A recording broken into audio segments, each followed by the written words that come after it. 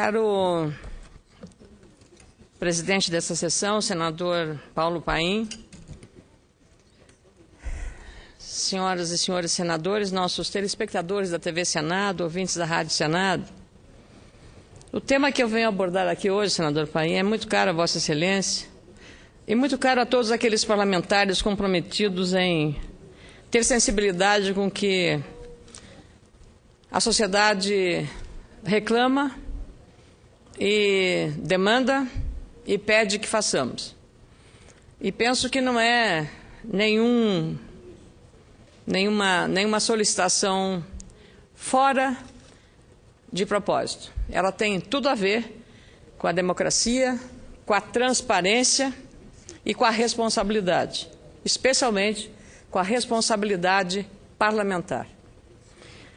Eu venho falar, senador Paim, por isso disse que era uma questão muito cara a Vossa Excelência, sobre a PEC 43 de 2013, do voto aberto, aprovada no primeiro turno, no dia 13 deste mês, que precisa, nesta semana, e não podemos retardar, de uma decisão definitiva, de uma palavra final.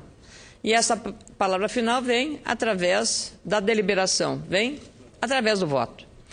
É a atribuição inadiável do Legislativo, exatamente, criar condições para obter aqui no Senado, no plenário, nessa semana, os 49 votos necessários à aprovação no segundo turno dessa importante matéria legislativa que foi apresentada pelo ex-deputado federal Luiz Antônio Fleury Filho e aprovada por unanimidade pela Câmara Federal em setembro deste ano. Como tenho dito, sou favorável ao voto aberto para todas as votações legislativas. E aqui vou repetir aquilo que Vossa Excelência e o senador Simão dizem, que a bancada do Rio Grande do Sul, composta por esses senadores, vota da mesma maneira. Ou seja, nós, os senadores gaúchos, votamos a favor do voto aberto para todas as deliberações, embora reconheçamos o direito de senadores e senadoras aqui pensarem que o voto aberto deve prevalecer apenas para a cassação de mandatos de parlamentares e manter o voto fechado para vetos e para apreciação de autoridades. É uma atitude, uma posição defensável, afinal o regime democrático é assim. Nós, no Rio Grande do Sul, estamos do lado da voto aberto para todas as deliberações. Temos que mostrar a cara. Também reconheço que para exame e apreciação de veto, sim, evidentemente pode acontecer a pressão do Executivo sobre os legisladores. Não há dúvida que isso pode acontecer, mas, da mesma forma, a gente precisa mostrar para a sociedade como está votando, porque eu penso ser incoerente até que nós aqui votemos uma matéria, essa matéria é submetida regulamentarmente, constitucionalmente, ao crivo do Executivo, que veta aquilo que nós aprovamos por grande maioria.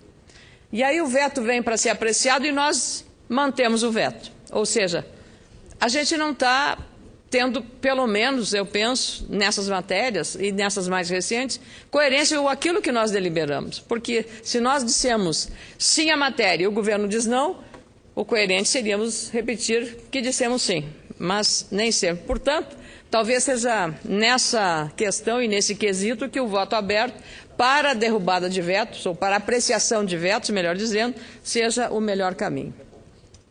Eu penso que esta PEC é, no momento, muito relevante e é uma alternativa que o Congresso Nacional tem para cumprir o compromisso assumido com a sociedade brasileira por mais informação política e maior transparência.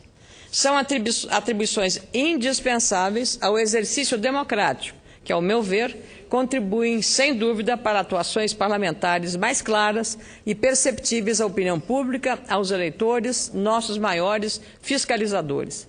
Não podemos perder de vista também que a emenda constitucional do voto aberto tem uma característica indispensável à evolução e ao amadurecimento do sistema político brasileiro, que é a capacidade de permitir mais rigor e vigilância em relação aos eleitos por parte dos eleitores. As ruas provaram, no meio desse ano, melhor dizendo, com a intensificação dos protestos em todas as capitais e cidades do interior, que as pessoas querem políticos mais comprometidos e políticas eficientes, claras e com resultados. Sem transparência em relação a cada um dos votos de cada um de nós, parlamentares, essa prática se torna mais difícil e nebulosa. Precisamos, por isso, de uma estrutura legislativa adequada às nossas taxas de renovação legislativa. Entre as democracias do mundo, o Brasil possui, atualmente, uma das mais altas taxas de renovação parlamentar. A cada legislatura, o percentual de novos parlamentares no Brasil costuma ficar em aproximadamente metade, 50%. Isso demonstra o quanto essa alternância é saudável e necessária à nossa democracia. Ainda assim, alguns vícios e deficiências permanecem arraigados no exercício parlamentar e na relação entre o governo federal e o parlamento. Melhor, entre o executivo e o parlamento. O voto aberto aqui tornaria essa dinâmica mais valorosa à atividade. Valorizaria mais a atividade pública, especialmente a atividade legislativa, as atribuições parlamentares e a melhor gestão do próprio gasto público. Nossa missão aqui é uma missão também não só propositiva, ela é, sobretudo, uma missão fiscalizadora dos atos do Poder Executivo. E é exatamente com o voto aberto que permitiremos até a grupos anônimos, às redes sociais e aos manifestantes vestidos de preto e com máscaras, os chamados black blocs, argumentos palpáveis e mais claros para fundamentar manifestações ou insatisfações que possam surgir em relação às atuações públicas. Agora, aqui, já que falamos no black bloc, que vem de cara coberta, quando nós exigimos que o parlamento vote abertamente, o black bloc não pode aparecer manifestado com a cara escondida, senador Rubem Figueiredo. Então, uma questão de coerência. O black bloc só pode nos pedir voto aberto no dia que ele tirar a máscara. Mostrar a cara também quando ele estiver na rua. Eu penso que as coisas têm que ser preto no branco. Tem que ser exatamente dessa forma. Pão, pão, queijo, queijo, como se diz lá na minha Lagoa Vermelha. Essa dívida que o Congresso brasileiro tem com a sociedade deve ser, portanto, resolvida o quanto antes, se quisermos diminuir significativamente as chances de incoerências e apatias frente a um dos mais crônicos problemas de nosso país, a corrupção. Doença que deve ser combatida duramente e de modo radical. A corrupção é um delito que compromete, por exemplo, benfeitorias em estradas no meu estado, o Rio Grande do Sul, e em tantos estados brasileiros. É o dinheiro que não chega para a segurança pública, para a saúde dos brasileiros, especialmente daqueles mais necessitados.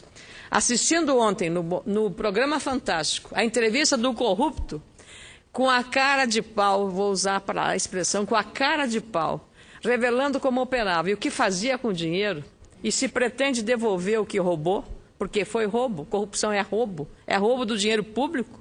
A disfarçatez do entrevistado, o corrupto que roubou dinheiro lá em São Paulo, o fiscal que deveria trabalhar exatamente no zelo, por isso, em obras, em construções na área da construção civil, é uma coisa vergonhosa. Vergonhosa. Eu me sentia, não sei que pena que existam pessoas dessa laia, como nós dizemos também lá na minha terra. E, naturalmente, reconhecendo que não vai devolver o dinheiro que tirou do recurso que é do povo. Recurso que falta na educação, que falta na saúde, que falta na segurança pública, inclusive. Então, é lamentável que agora isso precisa ser combatido duramente, essa corrupção, e ter eficácia a ação do Ministério Público, ter eficácia a investigação da Polícia Federal, ter eficácia a agilidade do Poder Judiciário em fazer o julgamento desses casos rumorosos, para que isso não fique impune, estimulando outros a praticarem a mesma coisa, fazendo tudo de novo, como se nada tivesse acontecido. Quanto maior for o grau de penalização para essa gente, maior confiança terá a sociedade nas suas instituições, porque falhamos todos. O legislador, quando faz as leis, ou quando não cria uma série de recursos para que ele eternamente fique entrando com recursos, os advogados de defesa, recurso, e nunca sai o julgamento, porque a fase recursal é inesgotável e Vossa Excelência sabe disso. Portanto, nós todos temos responsabilidade. O legislador, para simplificar e dar um limite, o Ministério Público, o Poder Judiciário, a Polícia, não só na condução adequada do inquérito, da investigação, mas também na fundamentação adequada da denúncia para as autoridades, para o próprio Ministério Público e, claro, facilitador para o Poder Judiciário. Portanto, hoje, inclusive, sobre isso, os jornais trazem uma estatística lamentável sobre o sistema prisional do nosso país.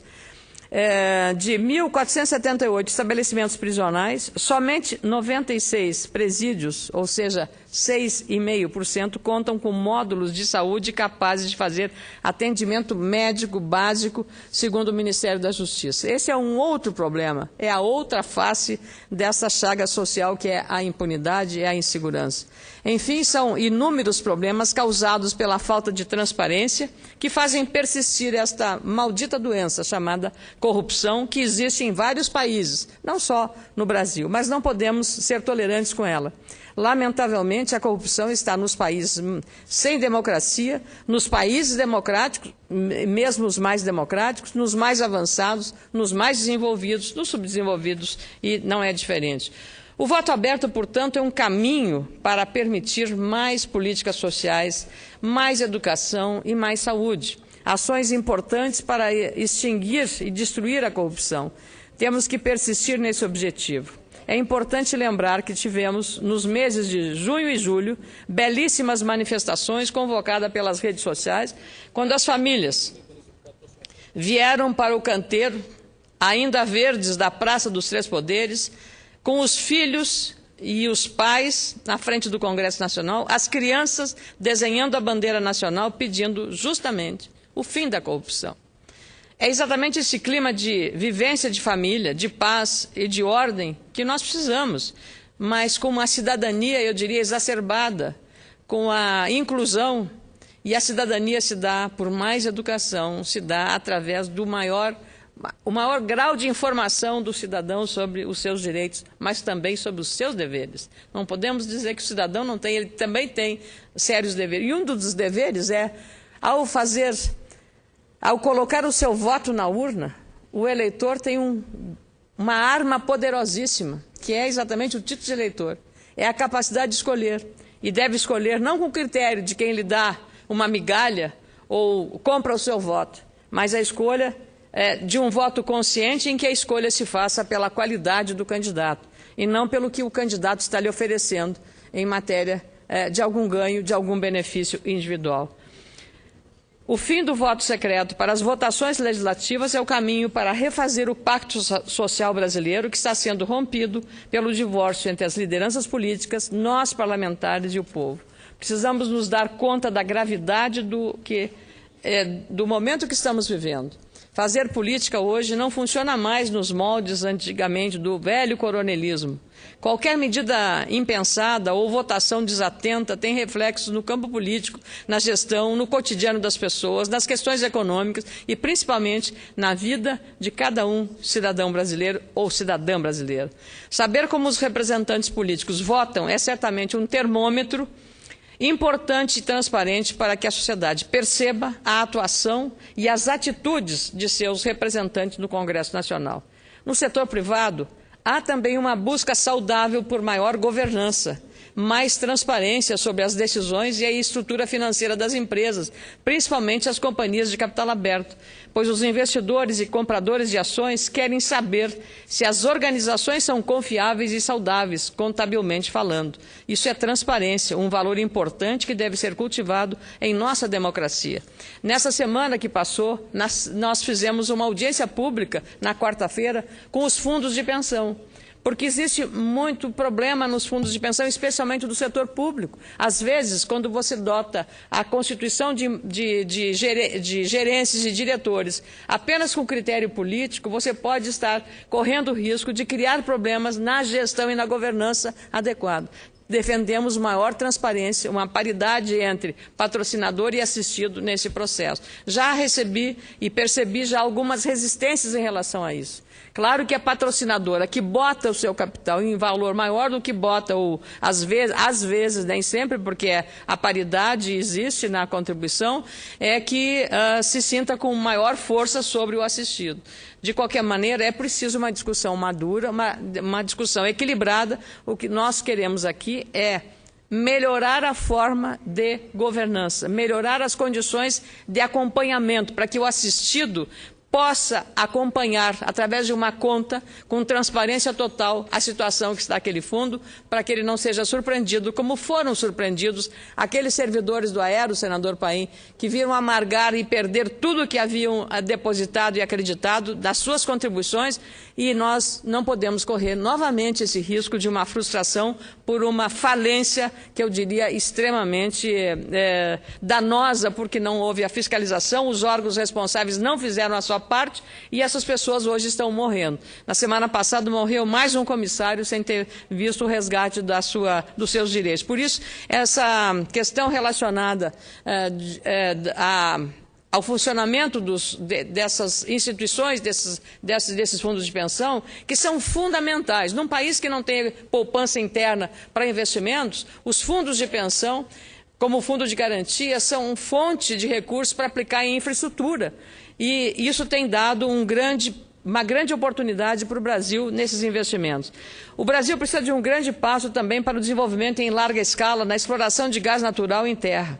A Agência Nacional do Petróleo, a ANP, faz, inclusive, nos próximos dias, a 12ª rodada de licitações de 240 blocos em 7 bacias. Mais de 10 trilhões de metros cúbicos de gás devem ser gerados por essas áreas. Se as informações sobre essas operações não forem tão cristalinas quanto deve ser a prática proporcionada pelo voto aberto, os investidores não farão os investimentos nessa área tão relevante que é a área do petróleo. É preciso, por isso, transparência, controle e fiscalização.